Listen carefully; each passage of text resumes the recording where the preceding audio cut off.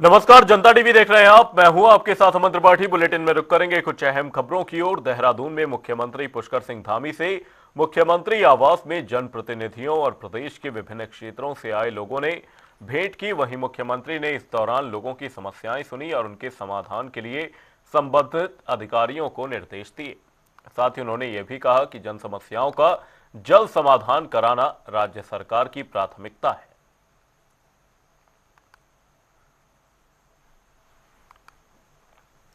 जिला प्रभारी मंत्री सतपाल महाराज ने हरिद्वार में समीक्षा बैठक की, जिसमें मीटिंग में जिले के सभी विभागों के अधिकारियों से खर्च किए गए बजट को लेकर जानकारी हासिल की गई।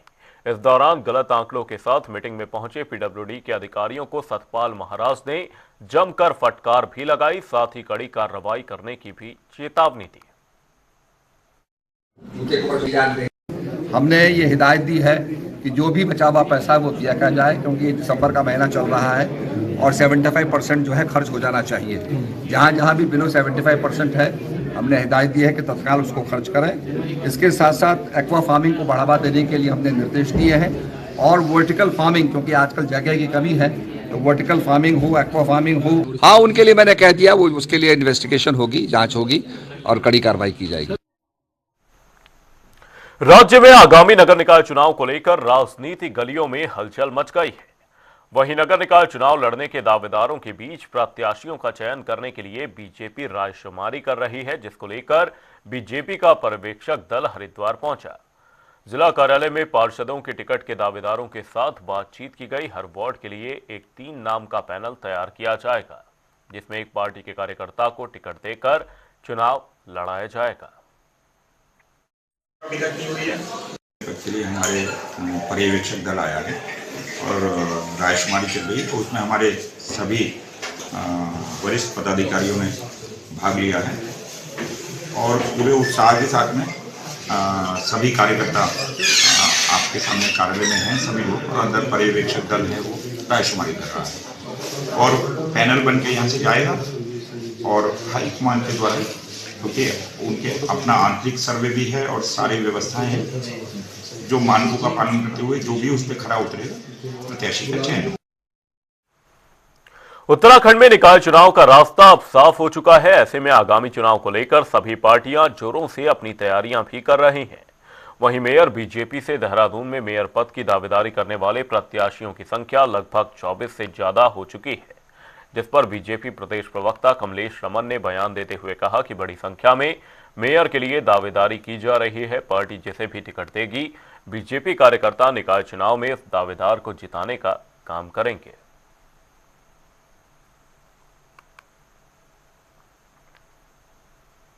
प्रदेश में होने वाले नगर निकाय चुनाव के लिए कांग्रेस पार्टी बड़ी संख्या में नेताओं की दावेदारी पेश करने में जुटी हुई है, जिस पर महानगर कांग्रेस कमेटी के अध्यक्ष डॉक्टर जसविंदर सिंह गोगी ने जानकारी देते हुए बताया कि मेयर पद के लिए अब तक 16, वहीं नए आरक्षण के बाद करीब 300 पार्षद पद के लिए प्राप्त हुए हैं।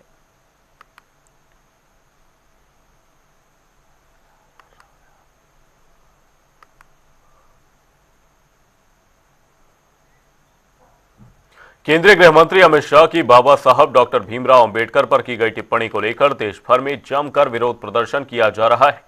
इस विवाद को लेकर खटीमा में एससी समाज के लोगों ने जमकर विरोध प्रदर्शन भी किया। वहीं गुस्साए लोगों ने केंद्रीय मंत्री अमित शाह से बयान पर माफी मांगने और अपने पद से इस्तीफा देने की मांग की है।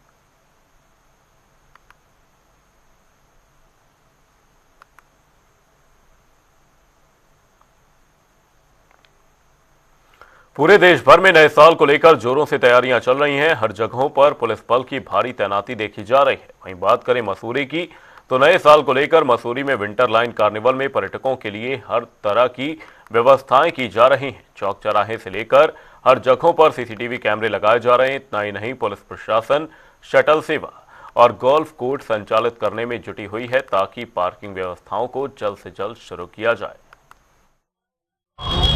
कि आप सब विदित हैं, पुराने समय में हर साल होने वाला मसूरी विंटरलैंड कार्निवाल इस बार भी दिनांक 26 तारीख से 30 तारीख तक धूमधाम से मनाया जाएगा। इसकी तैयारी जोर शोर से चल रही है। प्राधिकरण की ओर से माल रोड पर रेलिंग पर पेंटिंग का कार्य है, म्यूरल सफाई का कार्य है और जहां लाइट वाइट लगानी है उसकी व्यवस्था भी की जा रही है।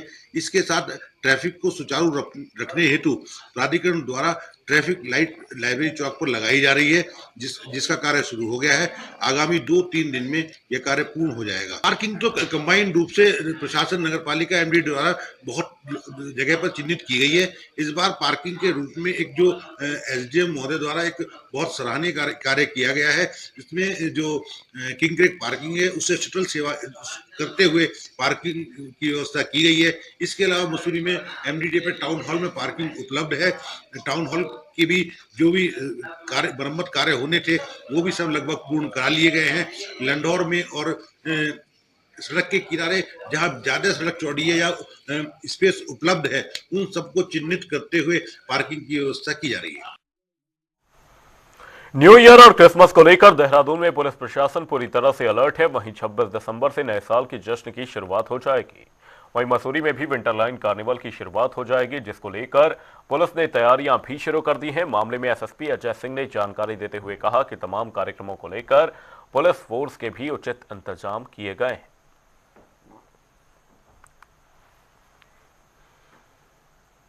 खबर देहरादून से है, जहां दिन पर दिन अस्पताल की हालत काफी बिगड़ती जा रही है, जिसके कारण मरीजों को कई परेशानियों का सामना भी करना पड़ रहा है। वहीं अस्पताल में इलाज करने के नाम पर नए डॉक्टरों से एक्सपेरिमेंट कराए जा रहे हैं। तमाम शिकायतों के बावजूद भी अस्पताल की हालत में कोई सुधार नहीं हो रहा। तो हमारी जो शीतकालीन यात्रा जो है वो सुरक्षित हो और आने वाले श्रद्धालु यहाँ पे आए, अपना तीर्थाटन करें और उसके बाद में एक सुखद अनुभव लेके जाएं। ये उत्तराखंड पुलिस का मोटो है और इसी मोटो के साथ हम अब काम कर रहे हैं।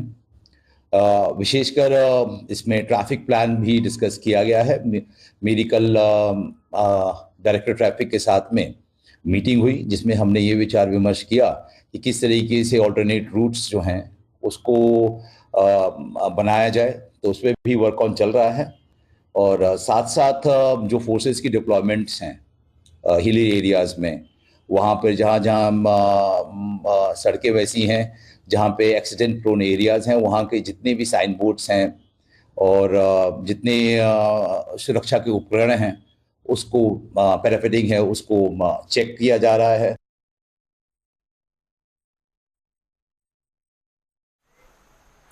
पूरे देश भर में नए साल को लेकर जोरों से तैयारियां चल रही हैं। हर जगहों पर पुलिस बल को भारी तैनाती की जा रही है। वहीं बात करें मसूरी की, तो नए साल को लेकर मसूरी में विंटरलाइन कार्निवल में पर्यटकों के लिए हर तरह की व्यवस्थाएं की जा रही हैं। चौक चौराहे से लेकर हर जगहों पर सीसीटीवी कैमरे लगाए जा रहे हैं। इतना ही नहीं, पुलिस प्रशासन शटल सेवा और गोल्फ कार्ट संचालित करने में जुटी हुई है, ताकि पार्किंग व्यवस्थाओं को जल्द से जल्द शुरू किया जाए।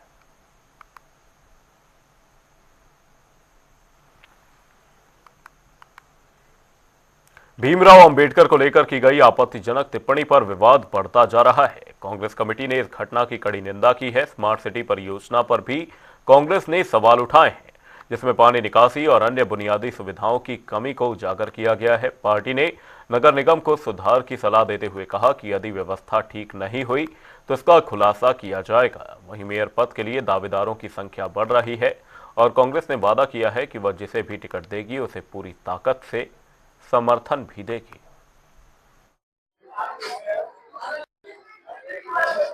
गंभीर मामला है। भीमराव अंबेडकर जिन्होंने संविधान लिखा है और उनके खिलाफ उन्होंने इस तरह की टिप्पणी करी है और वो निंदनीय है। हम उसके लिए घोर निंदा करते हैं और लगातार जिस तरह कांग्रेस कमेटी कार्यक्रम देती है उस तरह उसका हम लोग उस तरह करते हैं।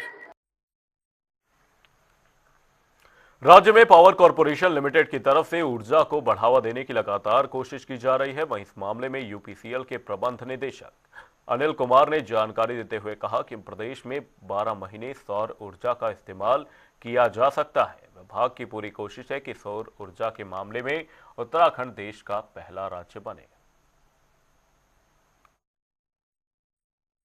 हम लोग इस देश में सर्वप्रथम स्थान पर हैं और हमारे यहाँ सौर ऊर्जा का दोहन मैक्सिमम जितना भी पॉसिबल है उसका किया जा सके। जैसा कि आप सब लोगों को मालूम है कि ठंड में भी हमारे यहाँ सूर्य का उदय होता है फॉग का असर कम रहता है, तो साल भर हमारे यहाँ सोलर एनर्जी का दोहन हो सकता है। हम लोगों का प्रयास यही है कि जो राष्ट्रीय टारगेट्स दिए गए हैं वो 100% से ज्यादा किए जाएं। 100% जैसा कि हमने वहां भी बताया था साउथ कोस्ट में भी, कि हमारे जो राष्ट्रीय टारगेट्स थे उन 100% ऑलरेडी अचीव कर चुके हैं। भविष्य में भी हमारा प्लान ये है कि हो सकता है कि इस बार हम लोग 150% के करीब जो टारगेट्स हैं डोमेस्टिक का उसको अचीव करें। नवनियुक्त आईजी गढ़वाल राजीव स्वरूप ने हरिद्वार जिले का भ्रमण किया। इस दौरान उन्होंने हरिद्वार पुलिस मुख्यालय में पुलिस अधिकारियों की बैठक भी ली। उन्होंने बताया कि ड्रग फ्री अभियान को तेज गति से करने के लिए पुलिस अधिकारियों को निर्देश दिए गए हैं। इसके अलावा अपराधियों और सड़क सुरक्षा संबंधित मुद्दों पर अधिकारियों को आदेश भी दे दिए गए हैं। देखिए, हमारा ये पहला भ्रमण था आईजी गढ़वाल के रूप में, और वहाँ पर जो सीओज और एसएचओज एसओज की मीटिंग हुई, उसमें एसएसपी हरिद्वार ने उसको प्रेजेंट किया और जो क्राइम स्थिति है उसके बारे में अवगत कराया। जो हमारे 2 विशेष ड्राइव चल रहे हैं, एंटी ड्रग कैंपेन का और एंटी ड्रग उन्मूलन का, ड्रग उन्मूलन की जो चल रहे हैं उस पर गहनता से विचार विमर्श किया गया और किस तरीके से जो दोनों अभियान, जो सड़क सुरक्षा और ड्रग रिलेटेड जो भी एक्टिविटीज़ जो जनपद में चल रही हैं उस पर कैसे प्रभावी रूप से काबू पाया जाए, जो इसमें इन्वॉल्व हैं उनको आइडेंटिफाई किया जाए, केसेस की जो एनडीपीएस केसेस हैं उनकी पैरवी बहुत स्पेशलाइज्ड ढंग से की जाए, और साथ साथ उनके जो भी इसमें इन्वॉल्व हैं उनके प्रॉपर्टी को प्रॉपरली सर्वे करके उसकी जब्ती की कार्रवाई की जाए।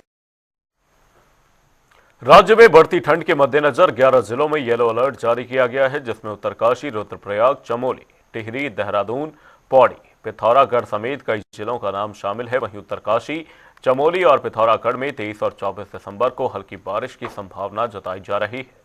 बारिश के साथ साथ 3000 मीटर से अधिक की ऊंचाई वाले इलाकों में बर्फबारी भी हो सकती है। उत्तराखंड के मुख्यमंत्री पुष्कर सिंह धामी का बड़ा बयान सामने आया है। जनवरी 2025 से प्रदेश में समान नागरिक संहिता लागू हो जाएगी। इसके लिए सभी तैयारियां पूरी कर ली गई हैं। इस तरह उत्तराखंड आजादी के बाद इसे लागू करने वाला पहला प्रदेश बन जाएगा। वहीं कांग्रेस ने सरकार के इस फैसले को हवा हवाई बता दिया है। ये रिपोर्ट देखिए।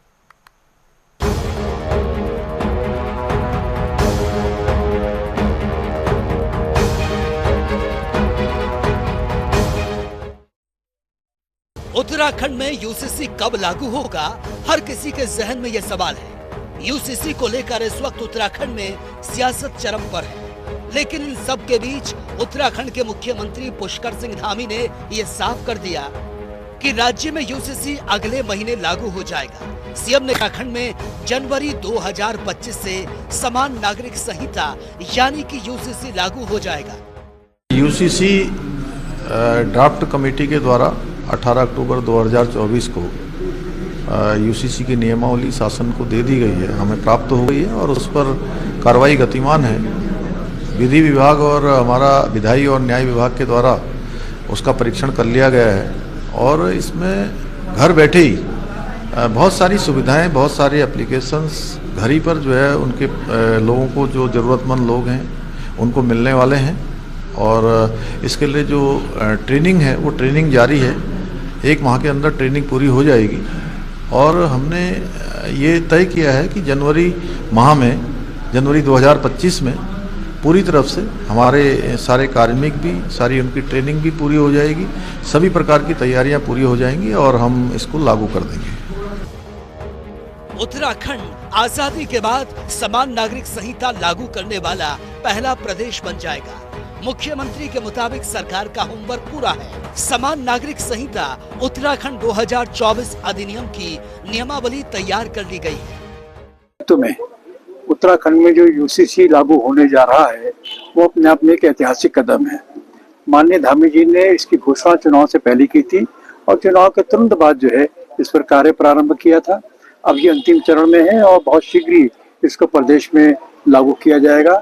और हमारे माननीय गृह मंत्री श्री अमित शाह जी ने संसद में जो बयान दिया है, तो निश्चित तौर पर उन्होंने हमारे मुख्यमंत्री जी की, हमारी सरकार की पीठ थपथपाई है। और ये अपने आप में एक ऐसी शुरुआत हो गई है जिसका प्रभाव केवल उत्तराखंड नहीं बल्कि पूरे देश में होने वाला है, और अन्य राज्यों के द्वारा भी जो है वो इसके बारे में जानकारी ली जा रही है। गौरतलब है कि गृह मंत्री अमित शाह ने राज्यसभा में यूसीसी को लेकर बड़ा ऐलान किया था। अमित शाह ने यूसीसी पर कांग्रेस को घेरते हुए कहा था कि कांग्रेस ने आजादी के बाद विवाह और तलाक के लिए मुस्लिम पर्सनल कानून लाकर पहले प्रधानमंत्री ने तुष्टीकरण की शुरुआत की। वहीं मुख्यमंत्री पुष्कर सिंह धामी का ये दावा है कि यूसीसी सबका साथ, सबका विकास और सबका विश्वास की मूल भावनाओं पर आधारित है। हालांकि विपक्ष मुख्यमंत्री के इस दावे को हवा हवाई बता रहा है। देखिए, उत्तराखंड के लिए मैं समझता हूँ यूसीसी कोई प्रायोरिटी नहीं है।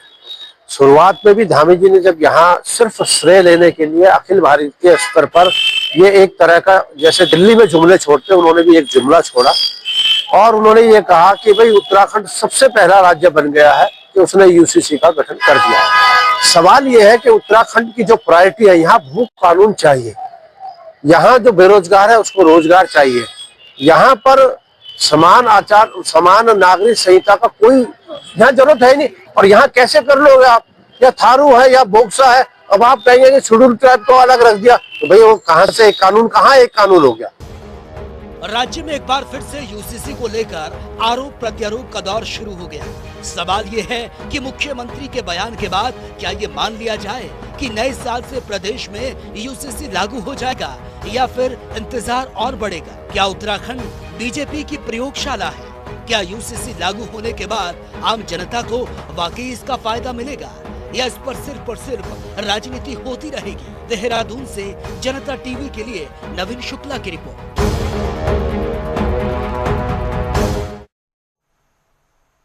उत्तराखंड में तमाम मदरसे चल रहे हैं, लेकिन इन मदरसों में कितने मान्यता प्राप्त हैं और कितने नहीं, फिलहाल ये जांच का विषय बना हुआ है। वहीं अब उत्तराखंड में अवैध मदरसों पर जल्द शिकंजा कसने वाला है। उत्तराखंड पुलिस राज्य के सभी मदरसों की जांच करेगी। मुख्यमंत्री पुष्कर सिंह धामी ने इस संबंध में डीजीपी दीपम सेठ को जांच के निर्देश भी दिए हैं। ये रिपोर्ट देखिए। उत्तराखंड में तमाम मदरसे चल रहे हैं, लेकिन इन मदरसों में कितने मान्यता प्राप्त हैं और कितने नहीं, फिलहाल ये जांच का विषय बना हुआ है। वहीं अब उत्तराखंड में अवैध मदरसों पर जल्द शिकंजा कसने वाला है। उत्तराखंड पुलिस राज्य के सभी मदरसों की जांच करेगी। मुख्यमंत्री पुष्कर सिंह धामी ने इस संबंध में डीजीपी दीपम सेठ को जांच के निर्देश दे दिए। राज्य में संचालित सभी मदरसों की पारदर्शिता सुनिश्चित की जाएगी। ये जांच प्रक्रिया बच्चों की सुरक्षा और राज्य में कानून व्यवस्था बनाए रखने के लिए जरूरी है। इस जांच अभियान का मुख्य उद्देश्य अवैध गतिविधियों पर रोक लगाना और ये सुनिश्चित करना कि सभी मदरसे कानूनी ढांचे के अंदर काम करें।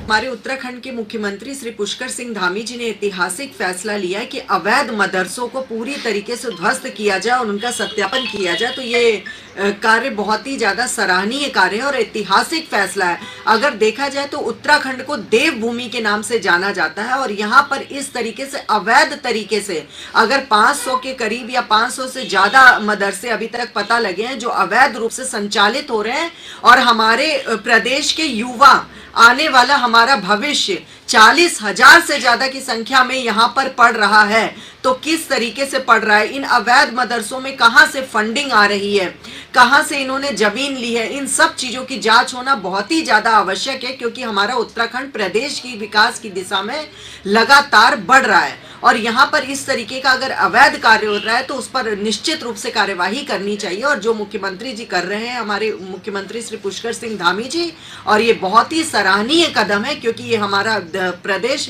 युवा प्रदेश है और युवा प्रदेश में अगर इस तरीके से युवा अवैध जगह पर पढ़ने जा रहे हैं तो इस चीजों को लेकर जो कार्य हो रहा है वो बहुत ही ऐतिहासिक कार्य। वहीं इस मुद्दे पर अब सियासत भी गर्मा गई। कांग्रेस का आरोप है कि सरकार असल मुद्दों से ध्यान भटकाने के लिए इस तरह के निर्णय ले रही है। साथ ही कांग्रेस ने अवैध मदरसों को संरक्षण देने वाले अधिकारियों के विरुद्ध भी कार्रवाई की मांग की है। कोई गैर मदरसे हों, गैर मान्यता प्राप्त स्कूल हों या मदरसे हों, ये सरकार की लापरवाही की वजह से हो रहे हैं। इसमें तो सरकार को अपनी गलती को मानना चाहिए। अगर मदरसे चल रहे हैं तो क्यों चल रहे हैं, किसके कहने पे चल रहे हैं? मान्यता है नहीं है, इसका शिक्षा विभाग क्या कर रहा है, क्यों नहीं देखता है? सरकार को चाहिए कि उनकी मान्यता रद्द करने के बजाय जिनके संरक्षण में स्कूल चल रहे हैं, सरकार को ऐसे अधिकारियों के खिलाफ कार्रवाई करनी चाहिए। वहीं राज्य में अब इस मुद्दे पर सियासत गर्मा गई। मुख्यमंत्री पुष्कर सिंह धामी के इस निर्णय का संगठन ने स्वागत किया। उनका कहना है कि जांच में दूध का दूध और पानी का पानी हो जाएगा, इससे डरने की जरूरत नहीं है। देहरादून से जनता टीवी के लिए नवीन शुक्ला की रिपोर्ट।